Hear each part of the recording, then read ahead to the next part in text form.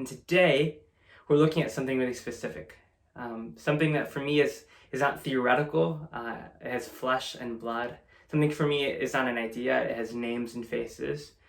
Today, we're looking at immigration, ICE, and Jesus. And as we get started on this topic, I want to be really honest with you. As I look at the scriptures, as we will look at the scriptures today, we're going to find out that Jesus is not neutral about the stranger. Yeah. We're going to discover today that Jesus is not apolitical when it comes to the immigrant. Yeah. We're going to find out today that Jesus is not in the middle between the empire and the stranger. Our God is taken aside. And as we are going to discover today, Jesus is on the side of the stranger. Yeah. And so ultimately the question before us will not be simply, what does God think about the stranger? We're going to look at that. Ultimately, the question before us is, how will we treat the stranger? Not only as individuals, but as a community, and not only as a community, but as a country. Yeah. God is on the side of the stranger, which begs the question, what side are we on? Yeah. And so as we get started in looking into this message, I want to share a little bit about my story. Because the first question I want to ask is, what is it like to be a stranger? What is it like to be a stranger in our country today? Yeah. So I am from Puerto Rico. Yo soy puertorriqueño. I'm proud Puerto Rican. And I lived in Puerto Rico. I was born in Puerto Rico. And at the age of 6, my parents told me we were moving to the United States, which was scary and exciting. I mean, I'd heard of the United States. I'd heard of New York. I've heard of Miami. I heard of Orlando. That's where Disney World is. I'd heard of the U.S. And so I remember, I don't know if you've ever had this with your family, where you find out that you're moving before you find out where you're moving. And I remember asking, where are we moving? And my parents told me, we're moving to a place called Iowa. And I had no idea what Iowa was going to be like. I had no idea that Iowa didn't have any beaches. I had no idea that Iowa was super cold. And I remember our family, I hope we get to show a picture here of my family when we arrived at the Des Moines airport on October 27th of the year 2000. This year we're going to be celebrating 20 years in the United States. And yep, that's me, my older brother, and my mom, and my dad. And I remember coming here. I mean, we were really scared, right? Because we were flying into Des Moines, and the closest word in Spanish to Des Moines is demonio, which literally means demon. It means demon. So why did you name a town after demons? We can email Iowa about that later. And I remember we arrived and we moved into Ames, which was a college town. And we started this new life. We started this new adventure, not knowing how it would impact us, not knowing how it would shape us. And I remember leaving all my family, all my friends, going to school. What is it like to be a stranger? Yeah, and I remember going to school, and I'll be honest with you, just really struggling. I remember the first 2 years were so hard, I actually was held back a grade. And now while I was still the same age as the people after that process, I remember just the shame of not getting it, of having difficulty understanding the language, having difficulty understanding the culture, not knowing how to do assignments, not knowing how to adapt. Yeah, I remember struggling in school. I remember my parents figuring out what their jobs looked like. I remember in Puerto Rico, they were professionals, right? My mom was a nurse with years of experience. My dad was an accountant, right? And when they got here, they stopped. They were no longer professionals, right? Because when you go to a different country, they have different certifications and rules and tests you have to take and things you have to do and qualifications you have to meet before you can be a professional. So my mom went from being a nurse and taking care of patients to cleaning hotel rooms. And my dad went from being an accountant and having something to bring in, and he started out cleaning and setting up chairs and tables for an event center. And I remember our family and not having, we went from having a home to being in a townhouse with no furniture, with like foldable chairs, and we discovered what it was like to be a stranger. Yeah. Do you know what it's like to be a stranger? Right? I remember when we got here, figuring out what to do with my name. Right? That when you come into a new country, right, no one could pronounce my name. My name is Jean Carlos Diaz Ramos, and then and people would be like, why is your name Jean? That's a girl's name. And why do you have two names? Can I just call you Carlos? And like I would get all this, like, imagine being 7, right, and trying to figure out, and we come into a new place and we have to negotiate our identity once again. We have to negotiate our names again. We have to figure out what we'll give up so we can function and fit in, and then years later realize what was never worth sacrificing. Yeah, what does it feel like to be a stranger in our country? And I remember going through these experiences, and I remember living in a neighborhood not surrounded by white people, but actually surrounded by the international students and their families. And so I had this experience where I had friends from everywhere in the world, West Africa, South America, East Asia, right? I had friends that were Mongolian, South Korean, Argentinian, right? Mexican, Brazilian, like Egyptian. I had friends from everywhere. And I met other strangers, and I met their families, and I ate in their homes, and I played with them in the playground and in our neighborhood, and I learned not only what it meant to be a stranger from my experience, but I learned what it meant to be a stranger from their experience. Yeah. What is it like to be a stranger in our country? Yeah. And over time, I would get to meet more strangers. I would get to meet more immigrants. I would get to meet people whose lives and stories intersected mine, and I got to see their journey. Yeah. But as I walked on this journey and I met more people, I started to recognize that my story was not everyone else's story. That actually there was a group of immigrants that had a journey that was much more difficult than mine. And I had the blessing and the privilege of knowing undocumented immigrants. And I realized, like sometimes we all realize, that something that I thought was normal was actually a privilege. That something I thought was ordinary and that everyone had was actually something that I had, that a large number of people didn't. I realized that my U.S. citizenship was a privilege. Yeah.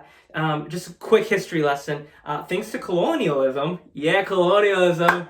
Put some comments down if you love colonial. Just kidding. So thanks to colonialism, Puerto Rico is like property of like the United States, and so being born there, I was a U.S. citizen, and I would encounter people who weren't U.S. citizens. Actually, I would encounter people that not only had issues and struggles with visas, but would give anything to be a U.S. citizen. I if I could put into words, there are things that didn't mean anything to me that would mean everything to them. If I could put into words how meaningful, how significant it would be for some in our community to just have a social security number, all right? If I could put that into words, but I can't, right? And I would meet people. I would meet people who came here because of natural disasters, of earthquakes. I met people that came here because of economic turmoil in their country. I met people that were fleeing violence, right? I would learn that being a refugee and having refugee status are two very different things. I would learn that coming here legally isn't an option for millions.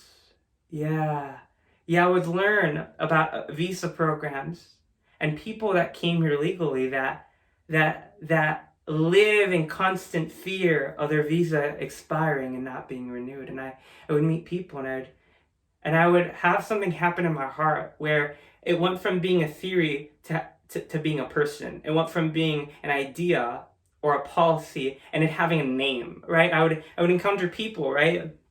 And do life with people. Sometimes it was friends. Sometimes it was people at church. Sometimes it was people on dates, right? Sometimes it was people that were so close to me, right? Who were so affected by this, who who, as I learned their story, had to live in fear. Fear of their own city, fear of their own community, fear of their own government, fear of the police, fear of ICE. And I realized that my experience wasn't theirs. And that actually they were treated much differently than I was. And I came to realize that we treat the stranger very poorly in our country, right? And that's not just to mention the person who is president today, right? Right? We know that we have a president who ran on deporting every illegal immigrant and won. And not only won, but won 81% of the white evangelical vote. Right? We have a president who ran on banning Muslims, something that is clearly unconstitutional and like evil. And who won? And who won with 81% of white evangelical vote, right? We have a president who's made it his policy to, instead of treating undocumented immigrants through the civil courts, instead of doing that, chose to treat them in criminal courts and detain them as if they had committed a large crime, right? Like, we have a president whose express policy, right, we have more documents about this now, was to separate parents from their children as a way to terrorize them and other immigrants who may come after them, right? We have a president who has continued to think that attacking immigrants is a political expedient thing to do, right? But that's politics. For me, it became physical. For me, it became people that I know, that I love, that I do life with. Like, I remember knowing a family who came into this country, and they were just doing their best. They were fleeing economic circumstances in their country. They wanted something better for their family, and so they came to this country without documents, right? And I remember hearing about them and the work that they did and the ways that they adapted and the ways that they lived together so that they could build a life for themselves. And I remember they eventually were able to get a home. And that was a huge step. It was such an important step for them and their family. And I remember hearing that they were starting to have problems with their neighborhood administrator. That their kids, their teenage high school students, were being harassed on the way from the bus to their home, yelled at, cursed at, not by a random neighbor, but by the person in charge of their neighborhood, asking them, yelling at them why they weren't registered. Now, they would eventually go to their office.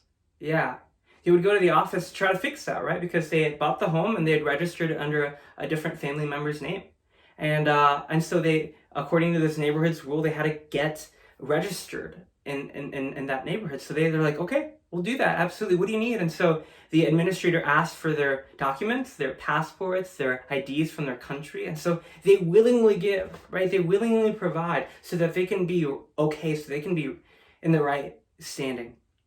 And so they scan their passports. And after the process is over, the family asks, so are we good? And the neighborhood administrator turns to them and said, actually, I'm going to give you till noon to get the hell out of this neighborhood. And if I see you or any of your family here after noon, I'm going to call the police. I'm going to contact ICE. And I'm going to give them these very nice scans I have of your passports, photos, and names. How do we treat the stranger in our country? Yeah. Why do I tell you that story? I tell you that story because the most basic part of community safety, the most basic responsibility of a city, is around the question of, who do you call when something goes wrong? Who do you call when someone abuses an employee? Who do you call when someone mistreats someone in a family? Who do you call when there's a problem or a conflict? Who do you call when there's where there's an issue, right? And I discovered and I learned that there are millions of people in our country made in the image of God who have no one to call. I learned that who are you going to call? The police? They might get more in trouble with the police, right? They're not going to call ICE. They're not going to call the government. And so what happened in that situation? Well, they fled. A family left the home that they had bought, left all their stuff that they had, and got in the car as quickly as possible and fled their own home. Why? Because they had no one to call. How do we treat the stranger? How do we treat the stranger in our country? And I remember meeting people. I remember meeting people who were DACA recipients who came here at the age of 2 or 3, and finding out years later after meeting them that DACA had been rescinded by our president, and it wasn't just a policy that was changed. There was a name for me. There was a face for me, and I mourned that their difficult life was now about to get harder. Right? There's something that happens when it goes from an idea to a person. There's something that happens that goes from a policy to an individual you know and you love. Yeah. How do we treat the stranger? So today I want to look at just that. And I want to look at scripture. I want to look at what God has to say about the immigrants. Because I'm going to be real honest with you. God is not unclear. Right? God is not unclear. Like, this is not just like a progressive, like woke idea. This is a biblical principle. God is on the side of the stranger. Yeah. And I looked throughout the scripture. It's in Genesis, and it's in Revelation, and it's in the law, it's in the prophets, it's in the gospels, right? And I thought, what text could I use to help show us that God is on the side of the stranger and show us the kind of community and city that we could build? Right? And man, I could do that through many texts, right? I could look at the Gospels where Jesus says, when you welcome the stranger, you're actually welcoming me.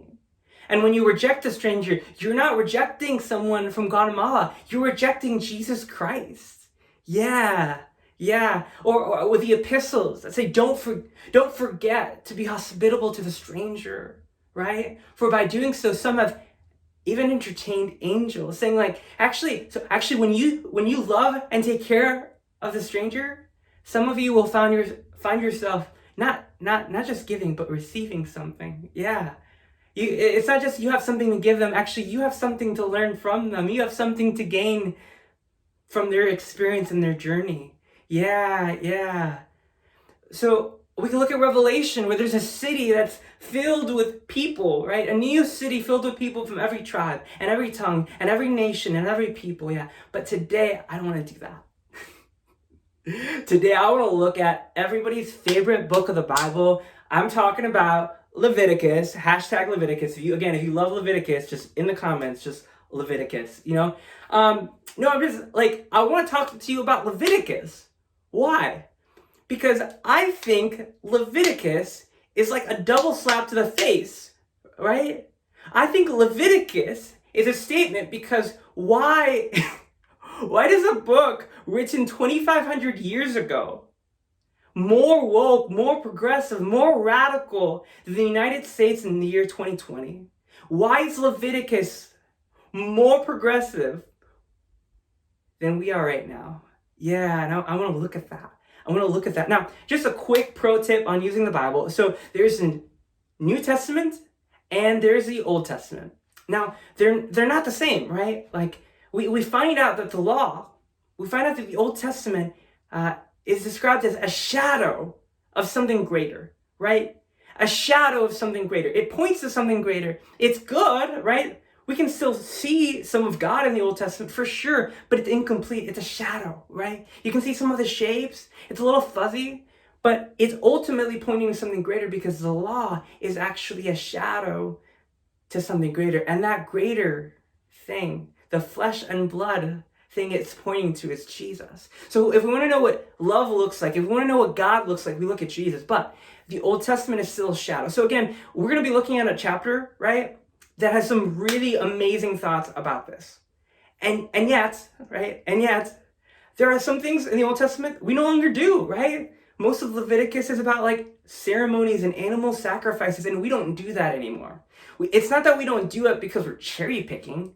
we don't do that because we have a theology that understands that these laws are pointing to something greater, Jesus, right? But I still want to look at that text. So today we're in Leviticus 19, and I really want to just focus in on verse 33 and 34. All right, and verse 33 starts out by saying this: do not mistreat or oppress the stranger among you.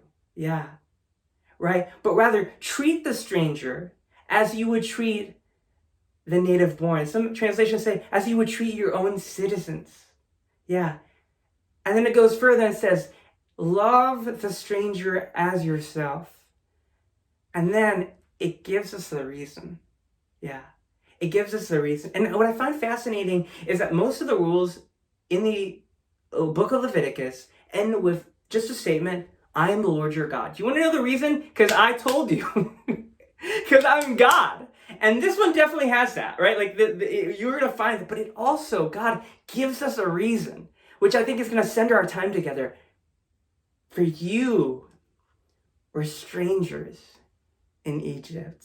Yeah, for you were strangers in Egypt. And so what is God saying about how we treat the stranger? What is God saying about how we treat the immigrant? I really think that I like to think about this as 3 levels and a reason, right? 3 levels and a reason. So the first level, right? Don't mistreat, don't oppress the stranger, right? Level 1, the good old do no harm, right? But then it goes to level 2, right? Which we're not doing, right? Our country's immigration system is not doing this. Treat the stranger as you would treat one of your own citizens. Treat the stranger as you would treat someone that's native born, right? What is he saying? Hey, I want you to treat that undocumented immigrant from Ecuador the way you treat that white girl from Edina.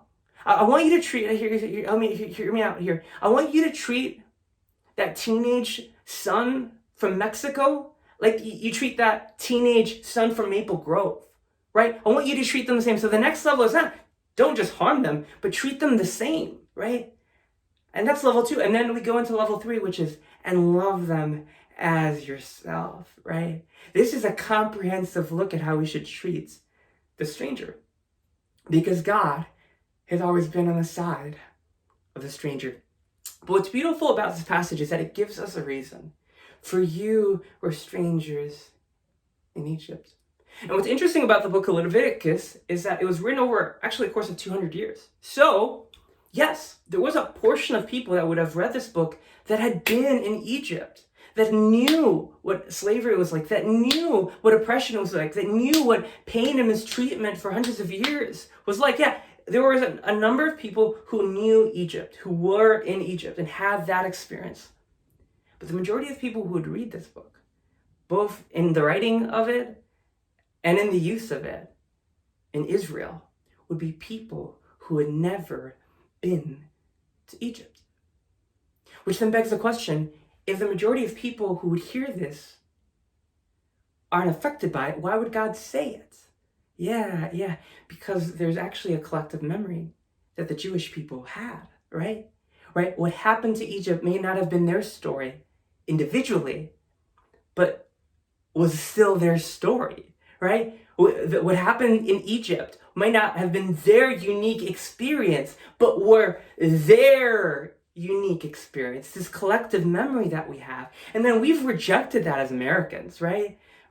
We reject history as Americans, right? We have all these people who think they're self-made people, but wouldn't be where they are without the family that they had, the cars and houses and land and money and education that was given to them, that they were born into, right? That have no memory, no recollection, that think that the story begins when they were born and ends when they die. No, the story is bigger, right?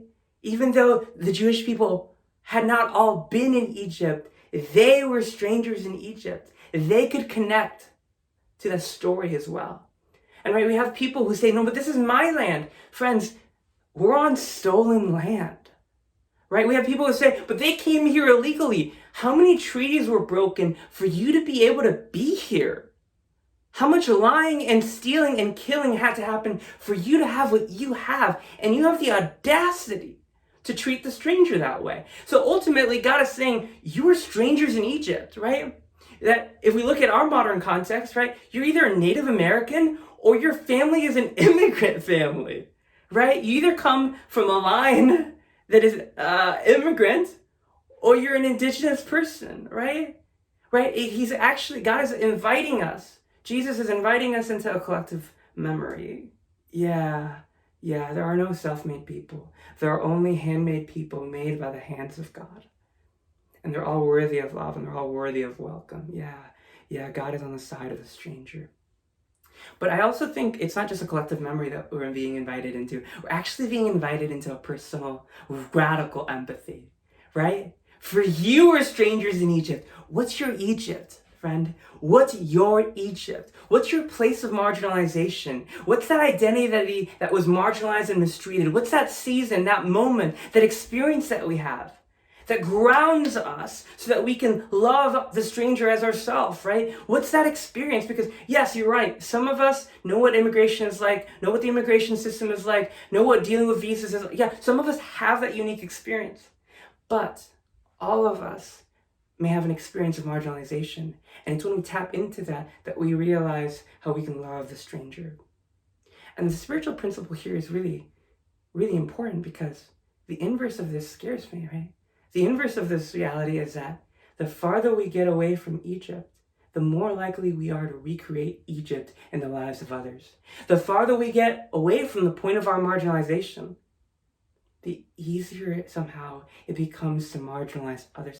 I've heard many communities that were marginalized as strangers to other communities that are new, that just got here, that they need to get their act together. They need to figure it out because we figured it out, right? No, friends. It is our strangeness in Egypt that prepares us to love the stranger again. It's that empathy, it's that memory, it's that humility that helps us love the stranger as well. Yeah, what's your Egypt? And how can you use that to have the eyes to see people with the same love God sees them with? Yeah. So if we think about this, how can we imagine a better city? How can we imagine a better world? The amount of disruption we're creating in a community, because when you're not deporting a Mexican, you're deporting a mother. You're not deporting someone from Guatemala, you're deporting a father or a son or a daughter or a child, right? You're destroying families and destroying lives. And just because a rule that someone else made was broken does not justify that inhumanity. We have to stop looking at deportations as a solution to anything, right? And then lastly, I think that we should create paths, real paths for real people, right? It isn't like impossible for someone in our country, impossible for most undocumented immigrants to be right or be legal, right? Or be documented. Almost impossible, right? Like you have to marry someone. You have to you have to have $1 million in the bank. It's like stupid if you look at the rules, right?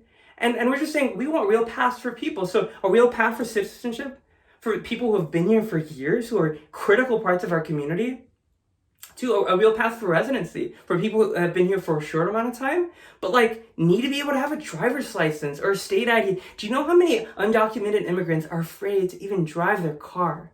Right? Because to do so would be to drive without a license and at times without insurance. And if they were caught, not only are they in trouble for being undocumented, they're in trouble for not having a driver's license, which they weren't able to have because the government didn't allow them to have one, right? Like people can go to jail because they drove, because they didn't have a piece of paper that they weren't allowed to have, right? We need real paths for people. We need a path to citizenship, a path to residency. And I could just imagine, right? I could just imagine how different that would feel, right? If a city official or an officer encountered, right, an undocumented immigrant, that the answer would not be to have a conflict with them or to arrest them or to deport them, but to give them a pamphlet in Spanish and say, welcome to Minnesota, and to direct them to maybe the Anoka County Government Center or the Hennepin County Government Center and say, hey, if you want an ID or a driver's license, that's how you do that. And if you want a path to residency, we'd love to tell you a little bit about that. And for people to, I just love some classes in their language, right? Some classes in Spanish about our city and what departments and services and programs they need to know about that are relevant to them, right? A class on their rights so that their workplace or their school or their neighborhood can't abuse them, right? A class on their responsibility so they know what's being expected of them when they're here, right? Some of the stuff that happens wrong is when someone goes to a different state or a different country and has no idea they're supposed to do something that no one ever told them they had to do. And lastly, I would love, like the last class, to be an opportunity for them to meet other immigrants and other strangers just like them, because we realize that stronger relationships lead to stronger communities and increase the likelihood that they're going to be successful and thrive here in our city. And then I'd love for a party, like a state paid for party, right? We get some food from Global Market, right? We celebrate that people are now residents of our city and our state, and we welcome them because we are lucky to have them. You see, friends, we could welcome people a lot differently. We could love people a lot differently than we are right now. And newsflash, it'd probably be cheaper. Taking one person, detaining them for months, going through the court system and deporting them is expensive, and it's cruel, and it's evil, and God is against it. I'd rather just have a pizza party at the end of a 4-week class. I'd rather order some brasa or some Midtown Global Market than use my tax dollars to pay to destroy the lives and families of others. There's a better way, friends. There is a better way. We can be known for welcoming the stranger like God welcomed us. And so I'll close with this. I remember coming to here and living in Ames, Iowa. And I remember how hard it was at the beginning. But I also remember how some people of faith came along our family and welcomed us and loved us. And I remember we started out without much furniture, and everything was like a foldable chair that we got at Walmart. And I remember just getting home, and there were sofas everywhere. There's just sofas we used for years, sofas that were the foundation of our home for years. And finding out that it was a Christian couple that had befriended my dad, who had intersected his story, did life with my dad, and realized that faith looks like welcoming the stranger. So they gave us their own sofas. And I remember that kind of welcome. I remember there were Christians in our community that knew that we were Christians, but we didn't have a church, that my family was. And it was actually in that church, right, that we had friends and we had support, that we had connections, that we got help when we didn't know how to do something in this new country. And it was in that community that I became a Christian. Yeah, I'm a Christian in part because someone in Iowa knew that welcoming the stranger wasn't a woke progressive thing. It was just a biblical principle. It was just a human decency, right? Like, we had people who understood that it was their job, their calling, their role to love the stranger. Friends, we can get this right, right? I know that we have a bad president and a bad immigration system and bad Christians who are enabling and empowering that system. I get that. I see that. I mourn that every day. But here's the thing. You and I, we as a community, we can get this right. We can be known for loving and welcoming the stranger. We can be known for accepting the refugee. We can be known for speaking up for them in a community and in a country where sometimes they don't feel they can speak up because that might get them into trouble. I mean, even just talking about some of the stories I have of immigration, I can't even use their names because fear of retaliation against them. Friend, we can be known for how we love the immigrant. We can be known for how we welcome the stranger. We can be known, right, for how we welcome others in the same way that God herself welcomed us. Because we know that we too were strangers in Egypt. And we know that from Genesis to Exodus, from the beginning to the end of time, God is on the side of the stranger. Amen.